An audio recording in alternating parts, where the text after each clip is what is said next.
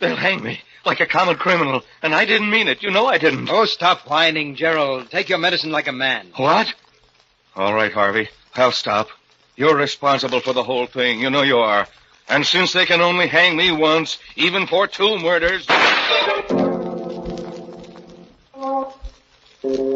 Midnight, the witching hour when the night is darkest, our fears the strongest, and our strength at its lowest ebb. Midnight, when the graves gape open and death strikes. How? You'll learn the answer in just a minute in Death's Goblet.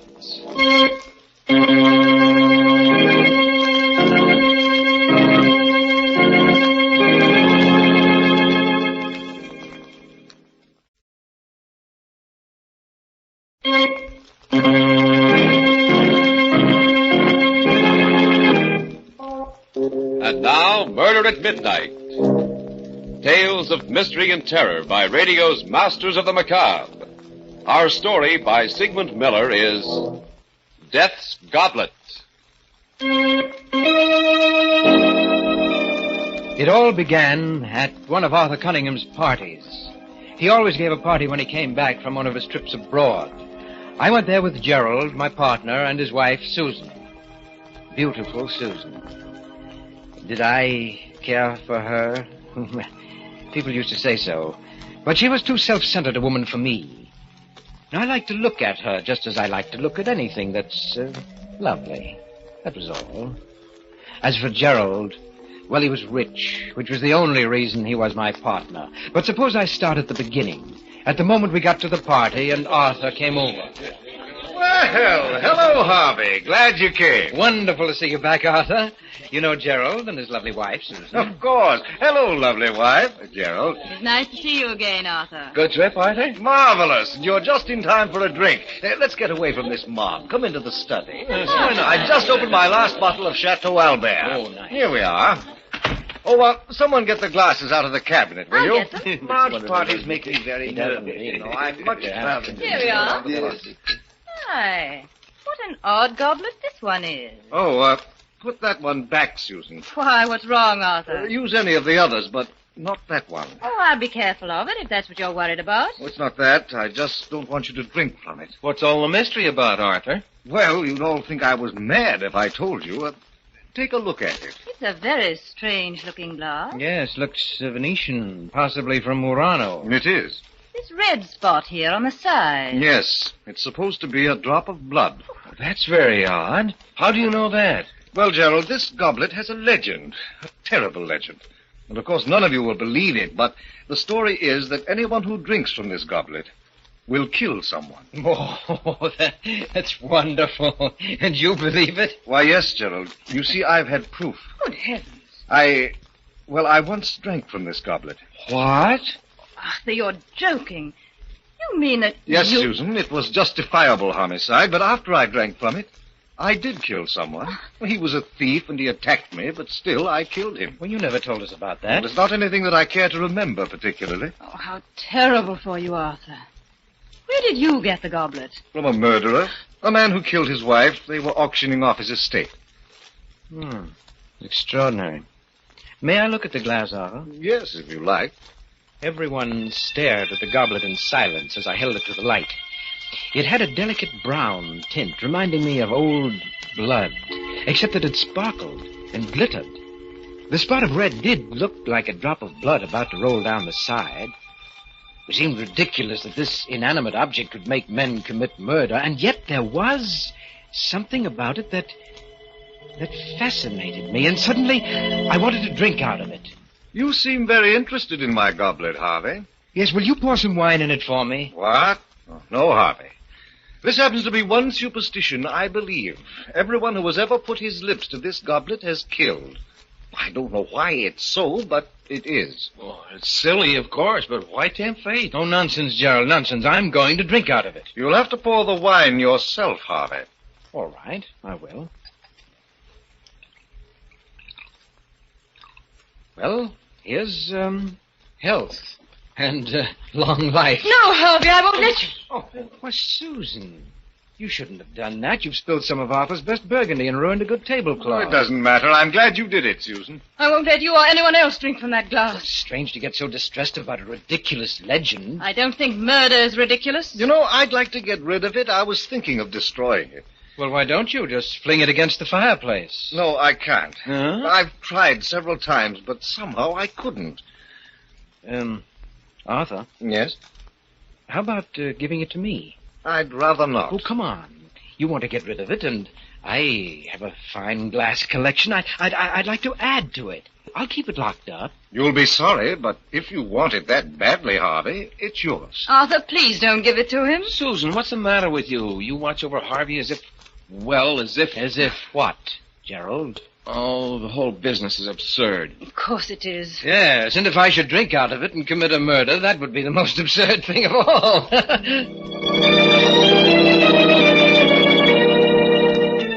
I kept the goblet on the mantelpiece in my library where the lamplight made it glitter. I discovered that the red drop was not paint. It was ingrained in the glass. Oh, very cleverly. One night, both Susan and Gerald were at my home. As we chatted, I got up, went to the mantelpiece, and idly toyed with the goblet. That goblet. It's the one Arthur gave. Yes, you remember. He gave it to me. Why don't you smash it, Harvey? Get rid of it. Ooh, it gives us all the creeps. Well, Gerald, you aren't really afraid of a piece of glass, are you? You don't believe Arthur's story at all, do you, Harvey? On the contrary, Susan, I do believe it. But not the way you think. What do you mean? Well, I mean to say murder is not in the goblet. It's in me, in you, even in Gerald. Oh, what a silly thing to say, Harvey. Oh, yes, you don't need a magic goblet to commit a murder. All you have to do is let yourself go. Let go of the civilized controls that tie you up. Why, Gerald, if you had cause, you could murder me or even your lovely wife. Oh, I couldn't kill a fly. Oh, but you could if the fly gave you enough trouble. Now, supposing, just as an example, supposing that you discovered that Susan was really in love with me and only married you for your money. Harvey. Wouldn't that make you want to murder her, Gerald? Oh, you're crazy. That's not very funny, Harvey. Even you, Susan. What? Even though you have a lovely face and exquisite hands, even you could commit murder. Why, there must have been times when you hated Gerald, or only for a moment, of course. But in that moment, if you were not so civilized... Stop it, Harvey. Why, you could even put your lovely hands around my throat. Oh, stop it, Harvey. You're not that important to her. And then just why are we on this gruesome subject? That's Harvey's idea of humor. Susan looked at me, a touch of red at the point where the cheekbones make the skin taut. She seemed angry, but she wasn't really. Oh, yes, she loved me. I could see it in her face. She looked at me for a moment, and then dropped her eyes. May I look at the goblet, Harvey? No, I'm afraid not, Susan. You might accidentally drop it. It might be a good idea. Well, I have an even better one, Gerald. And that's to go home before we get really serious about this murder business. I sat there staring at the goblet after they left. It fascinated me, glittering in the lamplight. And as I looked at it, it almost seemed as if the red spot of blood was, moving, rolling down its side. Why shouldn't I drink from it? Why? And before I knew it, I'd taken it down and put it on the table. I got a bottle of Burgundy, opened it, and I poured slowly, filling the goblet just up to the red spot. And then I drank from it. It seemed to me that the wine had a different taste, although I had drunk this wine often and knew its taste well. It was delicious. I had another. It was heady, And it made me a little dizzy, although I felt fine and free. Yes, light and dizzy. But after a while, when the dizziness wouldn't go away, I decided to go for a drive, even though it was close to midnight. I drove fast. The speed and power of the car gave me a feeling of great exhilaration. I took the turns at full speed, enjoying the danger of the sharp curves. Then I came to a long, level stretch of road. I pressed down hard on the gas. The needle of the speedometer slowly moved upward. 60, 70, 80, 85. The road, like a black ribbon, rolled up in front of me, and then I suddenly saw him, but it was too late. I struck him with my right fender. He never made a sound. The car swerved a little from the impact. My heart in my throat. I stopped. Then I backed up. Backed up. Backed up. Backed up to where the body was lying sprawled grotesquely on the edge of the road. One look was enough. He was dead. But no one had seen the accident. I stepped on the gas and drove off.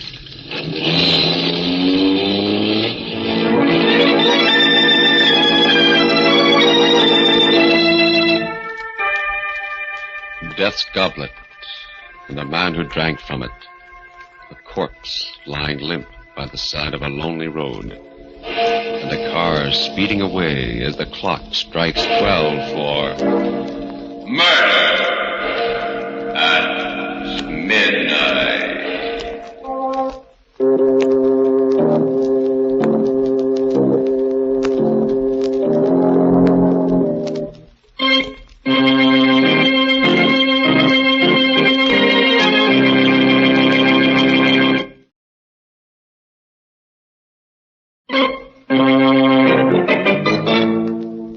And now, back to Murder at Midnight. Harvey challenged the curse of the goblet and found it true. He had just killed a man after drinking from it. Let's listen to him as he continues the story of Death's Goblet. I knew now that the story of the goblet wasn't a myth, and I also knew what I was going to do about it. The next night, I got Gerald to come to my house to do some work. I can't make head or tail out of your cost estimates, Harvey. Well, now, really, Gerald, it's very simple. Just concentrate. Why can't you take care of it like a good fellow? I'm awfully tired. Well, all right, let's stop for a couple of minutes. Have a drink? Oh, what are you doing, Harvey? The goblet. Why, you don't really believe that story of Arthur's, do you? Well, you're much too intelligent for that. Well, you only pretended in front of Susan, didn't you? Well, I... oh, yes. Had to pretend. You know, women. Well, of course. And even if you did believe it, I've a feeling that... basically, you're pretty reckless, aren't you? Used to be pretty wild when I was a young fella. On a motorcycle once. And... Yes, I know, yes. Well, let's drink up. Find me a victim, will you, Gerald? Huh? Well, you know, according to the legend, I've got to murder someone. Maybe even you. Harvey the murderer. Yes. Very nice wine. How about another? Right. Well, here's to your lovely wife. And how about switching glasses? Huh? Well, you might as well get a kick out of it, too. Well, okay. Here goes. I watched the fool swagger as he drank down the wine. In an hour, when he was alone, he'd be shivering with fright at what he'd done. Well, I did it. You certainly did. By the way, Gerald. Yes? I checked Arthur's story about this goblet. Yeah? And it seems that he's right. Everyone who ever put his lips to this goblet has committed a murder. You mean... Well, of course, it's all coincidence, but... then again, who knows?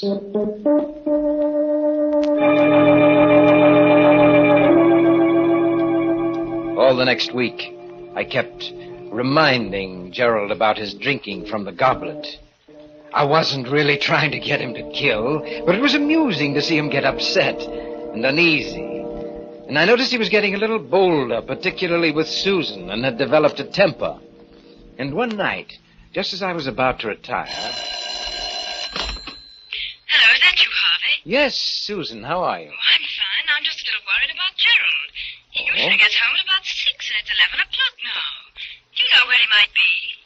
Why, he's having dinner with his sister. His sister? Yes, a tall, dark girl. She was in the office today, and... Harvey, Gerald has no sisters. Oh, he hasn't? No. Oh, I guess I got him mixed up with someone else. Yes, it was Les Gordon who was meeting his sister. Yes, Gerald had some business to take care of over in Milford. You're not very good at covering up, Harvey. I'm coming right over. Please wait up for me. Good. Things were beginning to happen. It was becoming very interesting. Now we'd see. Harvey, I want you to tell me everything. I must know. Who is this girl? Take it easy, Susan. Come, sit down. Oh, never mind that. What about Gerald? I don't know anything about Gerald's private life. And besides, you're not the one to talk. What on earth do you mean? You know perfectly well what I mean. You don't really care for Gerald. Actually, you're in love with me. Harvey. Well, you are, aren't you? Maybe. Sometimes I think I am. Oh, but you're too cold-blooded. I'd never be sure I could trust you. As a matter of fact, you'd like to get rid of Gerald. Why do you say that? Well, I'm just putting your thoughts into words. You never really loved him, did you? Oh, but Harvey... And he's finally become unbearable, hasn't he? Oh, Harvey, if you only knew. Do you know that the last time Gerald was here, he drank out of that goblet of Arthur's? It's possible that he wants to get rid of you, too. Oh, stop it, you hear? Well, I'm just telling you what I think you ought to know. Oh, we'll see. I left word at home that Gerald was to meet me here. And if he does come, well, we'll see. We sat and waited, not talking much. Susan's face was pale and agitated. It was most exciting. Susan, with all her charm and embellishments, was really a fierce animal underneath. I could almost hear her rage seething. Are you expecting anyone? Just Gerald. Well, let him in. Oh, hello, Harvey. Susan, what's up? Why did you leave word to meet you here? It's almost midnight. Where have you been all the evening? At Milford? With whom? What's going on, anyway? What are you so excited about, Susan? What were you doing in Milford? Why, I went there on business. Oh, really? You've been behaving very strangely lately, Gerald. If you don't love me, why don't you say so like a man? What? This is all your fault, Harvey. You've been filling her head with poison. I had nothing to do with this. I told her that you went to Milford. All he did was to make me see clearly something I've felt for a long while. And I think this is the time to do something about it. So, are you out of your mind? Put that gun down. You remember it, don't you? You gave it to me. Said it might be useful in an emergency. Harvey, take that gun away from her. She's liable to shoot. She won't shoot. She's only trying to frighten you. Am I? Let's see. Oh, my shoulder. Give me that gun. Give it no. Harvey, she's dead. Yes, Gerald. And you killed her. But it was an accident. She shot at me, and I was only trying to get the gun away from her. You know that's what happened. I only know that you drank from that goblet and that you killed her. What? But... Oh, you dirty, treacherous... You planned all this so that you could get rid of me, so that you could have Susan, you could have the firm for yourself. You'll have to do better than that to beat the gallows, Gerald. The gallows? Please, Harvey, we've been friends for a long time. You can't let me down. You wouldn't have pressed the trigger if you hadn't had murder in your heart, Gerald. You shot her because you wanted to. That's what I saw. I believe in telling the truth. Harvey, I'll turn over the business to you. I'll do anything if you'll just... I don't accept bribes, Gerald. All right. But I'll fool you. I'll call the police myself. Well, there's the phone. I'll prove my case in court. They won't convict me. Operator, give me the police. Hello? Police department? This is Gerald Hamilton. I just accidentally shot my wife. And my friend's home. Yes, she's dead.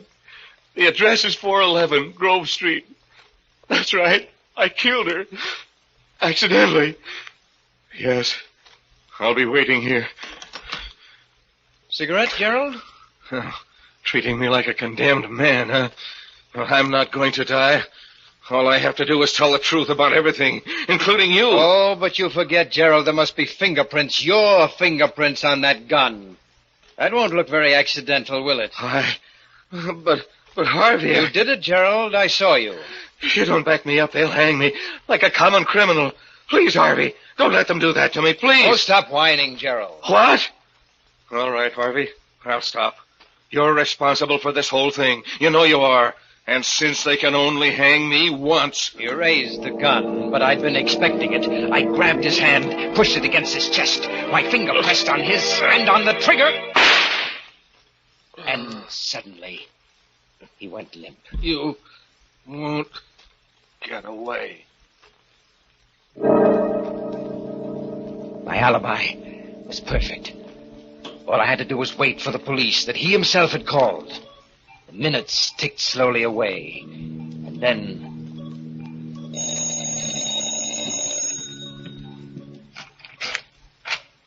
Hello, Harvey. Arthur. Glad I found you in.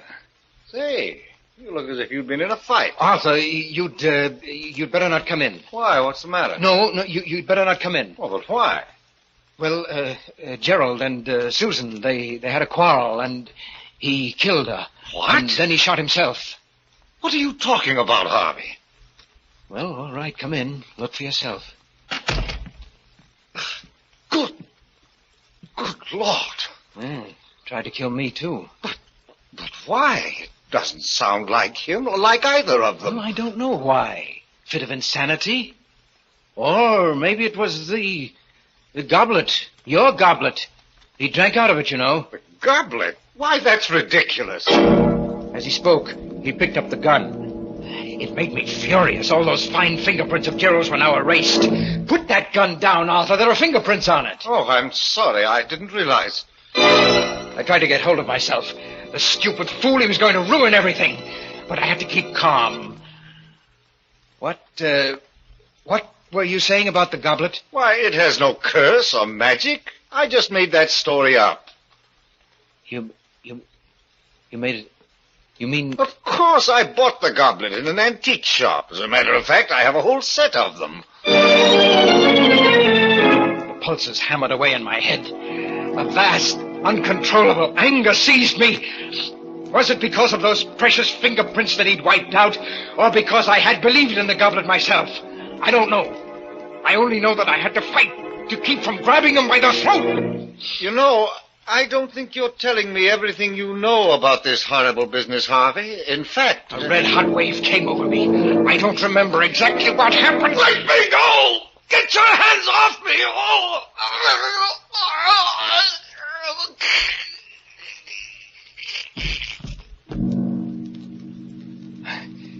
Arthur's body is lying there, too, now. Next to Susan's and Gerald's. But the police will be here any minute, so I have to hurry. First, the goblet. There. That's done. No. Some of the broken fragments still glitter in the lamplight. I've got to crush them, grind them to powder under my heel. But there are always other pieces that I can't find. They're hiding from me. They're afraid of me. But I'll find every piece. I'll find them. I'll find them. I'll find them.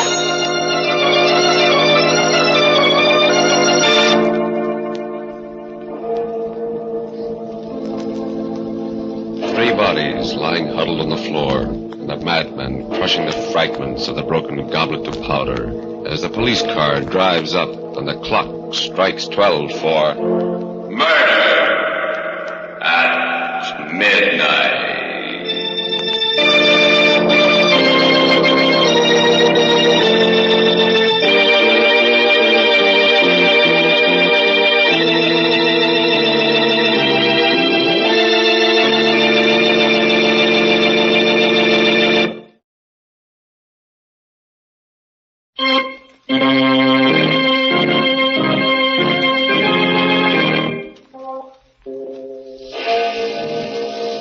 remember to be with us again when death appears at the door, wearing the face of a friend, and the clocks strike 12 for Murder at Midnight.